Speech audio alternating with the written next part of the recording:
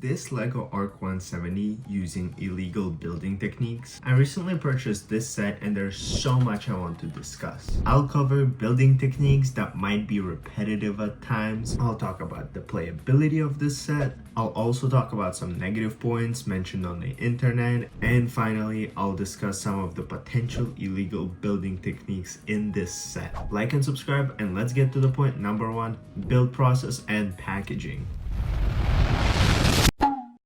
The build and the packaging of ARC-170 are beautiful as expected of LEGO. That's a 10. Although as a kid I did prefer Jedi sets a little bit more, but that doesn't mean I wouldn't enjoy this set any less. It can carry 3 whole minifigures as well as an astromech droid. That's pretty crazy, right? However, I would probably modify the part with the astromech in there so that there isn't that like massive gaping hole there. It just doesn't look very aesthetic to me. But for just 500 pieces, this set offers a really easy and simple build. Nothing too technical, especially with the wings mechanism. So any kid or adult can really have fun building it. And speaking of adults who care about the displayability, this set is a good display model. The only real repetition I noticed while building this set was obviously the wings, specifically the tiny parts of the wings. However, I'm not sure if it's just my issue or not, but there's this one printed tile, this one specifically on both wings. It's just really dark because on the box itself it's advertised to look a whole lot lighter, so I'm not sure if it's just me or is it like a nationwide disaster. Now let's talk about all of the minifigures in this set. It includes one astromech droid, R4P44, which looks like every other astromech droid. Honestly, it just the color is different. I can't tell them apart. What do you mean by that? And then we also get 3 different clone pilots. A regular clone pilot Jag, and Oddball. We can all guess that guy's special, or at the very least, odd.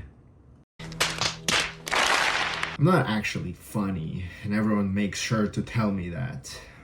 But you and I both know that joke was great.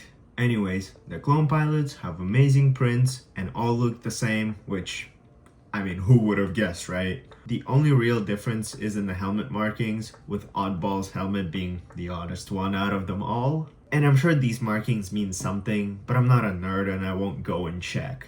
A few moments later. So I did a little bit of digging, and what I kind of figured out is that these helmet markings are basically just prints, like custom paint jobs. I thought that maybe Clone Pilot Jag's blue helmet markings meant that he's part of the 501st Legion, but he's not. He's actually part of the 442nd Battalion. Same thing with the Oddball. I thought that he could be part of the Wolfpack, but he's actually part of the 212th Battalion. So it's a little bit confusing, but basically it's just like custom paint jobs that they just wanted to get at, I guess. I'm not sure. If you know something that I don't, just let me know down in the comments. I understand the downscaling of these LEGO sets occurs more and more often, which does suck. And the only real counter argument I could even muster up is the fact that, oh well, some people don't actually have enough space, so downscaling is beneficial for them. But I don't have a lot of space left on my display, but I don't want my sets to be downscaled. There's so many rumors as to why these sets are being downscaled, and one of the prominent ones being the inflation. I understand that adjusted for inflation, old ARC-170 would cost even more in today's money for lesser pieces, but somehow $70 still feels like a highway robbery. I don't know, it's probably because I'm cheap as hell. But here's my opinion about the downscaling of this set. From all the buzz that I've heard, it felt like ARC-170 would look like this. Instead, we're getting Plo Koon's Starfighter that looks like that. But in reality, it's a very acceptable size.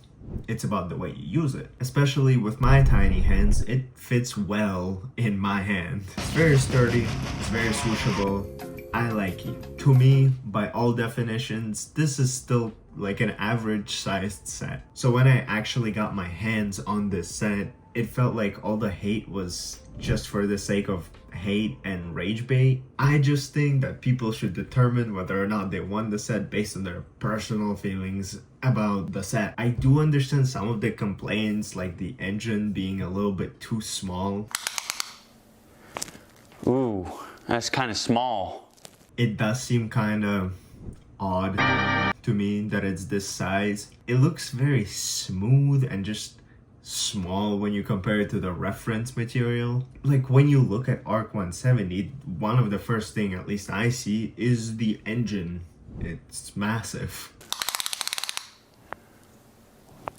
That's quite big. So by that logic, if I was to design the set, I would make it a little bit bigger. I do kind of get what Lego is trying to go for with the red part of the engine. That little red band on like the original ARC-170.